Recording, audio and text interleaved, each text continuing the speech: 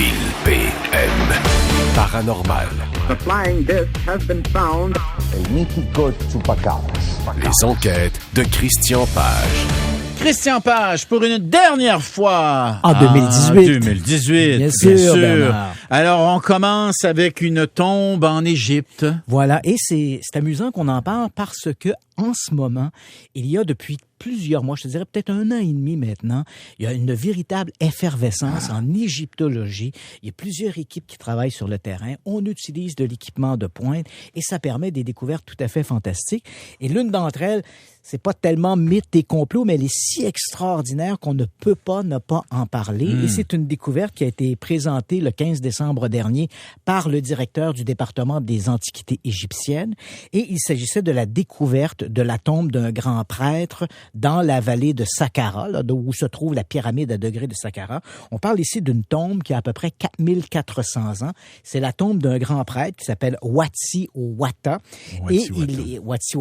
Et il était, c'était un grand prêtre qui vivait sous le règne du pharaon Néfertiti-Kara.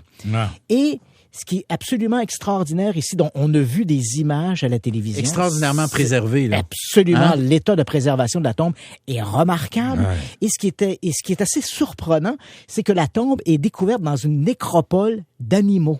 Et ça, c'est étonnant. Donc, on est à Saqqara, on a une équipe d'archéologues qui travaille sur le terrain.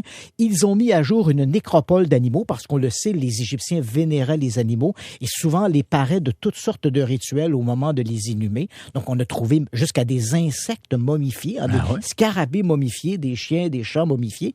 Et là, voilà qu'au moment où les archéologues travaillent dans cette nécropole, ils vont mettre à jour un muret. Et c'est en dégageant le muret qu'ils vont trouver l'entrée de cette tombe. Donc, on a pénétré à l'intérieur. On est dans une grande chambre qui fait à peu près 10 mètres de long sur 3 mètres de large. On est-tu dans une pyramide, là? Non, on est réellement dans une tombe enfouie dans le sol, comme les fameuses tombes de la vallée des rois, là où on a trouvé le tombeau de Toutankhamon, par exemple. Donc, on entre dans la pièce. On est réellement, entre guillemets, l'antichambre, parce qu'au moment où on se parle, on n'a pas encore trouvé la chambre funéraire. On doit déblayer, nettoyer, mais déjà, on a pu pénétrer dans la première partie de la tombe qui, comme tu l'as mentionné, est conservée de manière tout à fait remarquable. Les coloris il y a de nombreuses statues, elles ont des coloris tout à fait extraordinaires. Les fresques sont magnifiques. Mais on a découvert, au bout de cette chambre, on a accès à 5 puits. On n'a pas encore pénétré les puits, on n'a pas encore vérifié l'intérieur des puits, mais déjà, au moment où on se parle, les archéologues sont très enthousiastes à l'idée que la tombe ne soit pas pillée. Et ça, c'est l'élément exceptionnel, parce que rapidement, après que les pharaons, les nobles, les grands prêtres étaient mis dans leur tombeau, rapidement, des pilleurs de tombes attendaient que les veilles soient terminées, parce qu'on veillait la tombe du pharaon, du noble, pendant quelque temps. Mais dès que la veille était terminée, des pilleurs de tombes pénétraient et s'emparaient des trésors de la tombe. Et il y en avait des trésors. Et il y en avait des trésors. Oui. On ne fait que regarder la tombe de Toutankhamon. Pourquoi la tombe de Toutankhamon, découverte en 1922 dans la vallée des rois, pourquoi cette tombe est-elle si exceptionnelle? Non pas que Toutankhamon était un grand pharaon. En fait, c'était un pharaon relativement secondaire, décédé en bas âge. Mais les trésors de la tombe étaient remarquables. Et c'est ce qui a fait que cette tombe est devenue si spectaculaire. Il faut quand même se le dire, hein, Howard Carter, quand il a découvert la tombe, il a été d'une certaine façon chanceux parce que il a découvert que la tombe avait été visitée par des pilleurs de tombes, mais ils ont dû probablement être surpris au moment où ils étaient à l'entrée de la tombe et ils ne sont jamais revenus. Et c'est pourquoi les trésors étaient encore intacts. Dans le cas de la tombe dont on parle, qui a été découverte, dont on a fait l'annonce le 15 décembre dernier, là encore une fois, les scellés, tout indique que la tombe n'a pas été pillée. Donc, évidemment, on n'est pas ici dans la tombe d'un pharaon. Il ne faut pas s'attendre à des trésors. Mais moi, ça m'a surpris. Je vais te dire, je ne suis pas un expert, évidemment, en la matière, mais je me suis dit qu'un grand prêtre, enfin, un prêtre, aussi grand soit-il, ait droit à une pareille tombe. Tu t'imagines un pharaon, ça devait être incroyable. Comment dire, l'espace, autour de la tombe. Oui. C'est d'ailleurs les grandes tombes comme celle de Toutankhamon par exemple, demeurent de véritables merveilles. Là. Les visiter, c'est les gens qui nous écoutent, c'est une des tombes que l'on peut visiter dans la vallée des Rois, la tombe de Toutankhamon. C'est tout à fait remarquable. Elle s'enfonce à 65 mètres. Alors ça veut-tu dire que si il y a une tombe de grand prêtre à cet endroit-là, il pourrait y avoir tout près la tombe d'un ancien dirigeant? D'anciens dirigeants, peut-être des directeurs de chantier, qui étaient très importants, qui étaient presque aussi vénérés. Les architectes étaient presque aussi vénérés que le pharaon. On pense, un nom nous est encore parvenu. 5000 ans plus tard, on parle d'Imhotep. C'est un nom qu'on entend souvent. C'est le concepteur des pyramides. C'était l'architecte des pyramides. Donc, c'est un nom qui est resté. Et les architectes avaient énormément d'importance, de statut auprès des populations. Donc, on peut imaginer ici qu'à partir du moment où on a découvert un grand prêtre, des membres de sa famille ou d'autres membres de la noblesse de cette même époque ont pu être enterrés tout près. Donc, c'est tout à fait remarquable et ça méritait d'être souligné. Ah, vraiment, absolument. Et là, tu veux... Y a-t-il un lien avec Il n'y a pas de lien. On est toujours dans cette effervescence de l'égyptologie. Oui. Mais disons que c'est une fin d'année mauvaise pour les amateurs d'extraterrestres. Ah! Maudit, Christian, t'es donc bien pas fin. En fait, c'est une autre découverte archéologique qui, elle, s'est faite à Atnob, qui est situé près de Luxor, en Égypte. Et là, des archéologues ont mis à jour, ils travaillaient dans une carrière, ils ont mis à jour une rampe. Écoute bien ça, une rampe dans un chantier, dans une carrière, mais qui date de l'époque du du pharaon Khufu, le constructeur, en fait, le pharaon qui régnait, à qui on doit la grande pyramide. Donc là, on est dans quelque chose qui est absolument extraordinaire. Le pharaon, la grande pyramide, et là, on trouve un chantier où on faisait de l'extrait de pierre et notamment du marbre. Et là, on découvre que pour sortir les pierres de la carrière et le marbre, les Égyptiens s'aidaient d'une rampe. Parce que ça, c'est une des questions qu'on se pose. Et voilà. Et on arrive à cette question. En fait, on répond à cette grande question. On avait trouvé d'anciennes rampes, mais qui étaient antérieures à la construction des pyramides. On n'en avait pas trouvé de l'époque des pyramides. Et là, c'est la première. Et elle est la pente est très, très, très prononcée. Elle fait à peu près 20% de pente. C'est énorme. Les archéologues ne croyaient pas que les pentes étaient aussi prononcées que ça. Mais on voit, elle est entourée de 2 escaliers avec des trous au milieu, à plusieurs endroits dans la pente qui montrent que les Égyptiens utilisaient des traîneaux pour transférer les blocs, pour monter les blocs, déplacer les blocs. Ils utilisaient, par exemple, des espèces de palans en bois pour les aider à monter les pierres avec une rampe excessivement inclinée. Et avec les trous, c'est pour on mettait des supports bois, en arrière pour la maintenir. Et au fur et à mesure où on l'avançait, on déplaçait les... Exactement. Et on plaçait devant un peu comme des arches en bois qu'on faisait basculer, donc qui faisaient avancer le traîneau à chaque fois. Oui. Pourquoi c'est une mauvaise journée pour les extraterrestres?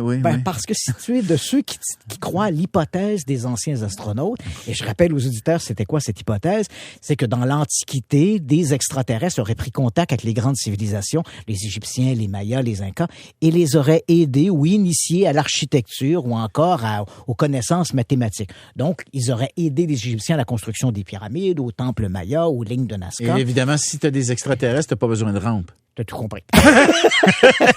Si t'as des extraterrestres ou si les Égyptiens connaissaient le secret de la lévitation et tout le reste, des trucs tout à fait exotiques. Mais avec des secoupes volantes, voilà, t'es capable de lever le bloc. Là. Voilà, et t'as pas besoin éventuellement de construire une rampe avec des petits traîneaux en bois pour monter. Donc ici, cette construction qui date de l'époque du pharaon Khufu montre bien de quelle façon les Égyptiens utilisaient en fait des connaissances architecturales et en fait de l'huile de bras pour déplacer ces blocs et finalement construire ce qui est encore aujourd'hui la seule des grandes 7 merveilles du monde antique qui reste encore debout, à savoir la grande pyramide de Khéops. Donc mauvaise journée pour les extraterrestres. Les 6 autres, est-ce que tu les connais? Il y avait le temple de Diane à Éphèse, il y avait les jardins suspendus de Babylone, le phare d'Alexandrie, le colosse de Rhodes, il y avait là les autres m'échappent un peu rapidement. Oui, c'est ça. Bon. C'est la seule des 7 des 7 merveilles du monde. Il y avait le mausolée d'Halicarnasse. C'est où ça? Ça, c'était en Syrie, je crois. Donc, les 7 merveilles du monde, la seule qui est encore debout, c'est la grande pyramide de Khéops. Ah, mais c'est très intéressant. C'est très intéressant. Alors, donc, nos extraterrestres... en ont pris du plomb dans l'aile. C'est dur pour eux autres, là. Absolument. C'est dur pour eux autres. Mais je sais pas si tu as entendu l'entrevue que j'ai faite avec celui qui opère la sonde spatiale New Horizons. J'étais dans ma voiture, j'écoutais ça. C'est quand même assez fascinant, ça. Hein? Et puis, tu l'as entendu? Oui, je l'entendais. Il a dit, je suis absolument convaincu qu'il y a de la vie ailleurs. La question est de savoir maintenant quand est-ce qu'on va la découvrir voilà. ou quand va-t-elle nous découvrir. Mais ça, c'est un Québécois qui est allé étudier aux États-Unis, qui a travaillé sur la mission Cassini, qui a travaillé sur comment il s'appelle, le robot Discovery là, qui s'est posé sur Mars. Alors, j'ai trouvé que moi, je le connaissais-tu, ça? Non, pas du tout. Et j'ignorais qu'un Québécois travaillait sur la mission New Horizons. Oui. Et c'est vrai, quand il te parlait de l'histoire de la balle de golf, là, il dit, tu frappes une balle de golf, puis t'imagines qu'elle doit tomber dans un trou à Vancouver. C'est là, ça, parce qu'on est tellement loin. Exact. Et tu dois aussi faire le calcul, hein, c'est-à-dire qu'au moment où on envoie le signal pour déplacer la sonde, il doit visiter la pierre Tulé qui se trouve dans la ceinture de Kuiper. Oui. Il faut qu'il calcule où elle sera au moment, parce que tout ça bouge, hein, c'est pas immobile, donc tout ça bouge et ces gens-là doivent calculer où ça sera exactement. La trajectoire, pour pouvoir s'en approcher et pouvoir nous renvoyer des images disant, éventuellement. La pierre bouge, la sonde bouge et à un moment donné, il doit y avoir un point de collision, si je puis dire, où la sonde va rencontrer le corps astral à visiter. À 6 milliards de kilomètres, tu t'imagines? À 6 milliards de kilomètres, garder le contact, être capable de la guider. Écoute, moi, Bernard, ce qui m'a le plus impressionné dans la sonde New Horizons, je vais te faire cette confidence-là. Quand j'étais gamin, on regardait des livres d'astronomie, on voyait l'espace, on voyait un petit point blanc, et là, il y avait une flèche qui marquait Pluton. Pluton, c'est un point blanc sur une photographie noire.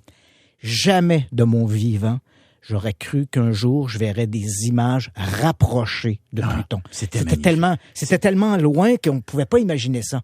Et 2015, New Horizons nous envoie des images de Pluton comme si on y était. C'était absolument extraordinaire. Et ça prouve comment on s'habitue facilement au fantastique. Au moment où on se parle, Bernard, il y a sur Mars un robot qui vient de se poser sur Mars et nous envoie des images de ce monde lointain. On est ici, nous, derrière nos micros, pendant qu'un robot sur Mars écoute le vent et regarde autour de lui. Ah non, c'est fascinant. C'est absolument extraordinaire. Puis en 2019, je pense qu'on va avoir quelques discussions sur ça, parce qu'on va en avoir des images en masse qui vont nous parvenir de Mars. Ça nous donnera de la matière à... Là, on sait qu'au cours des derniers jours, InSight a placé une sorte d'appareil pour détecter les secousses sismiques dans le sol de Mars. C'est une de ses grandes missions, d'ailleurs.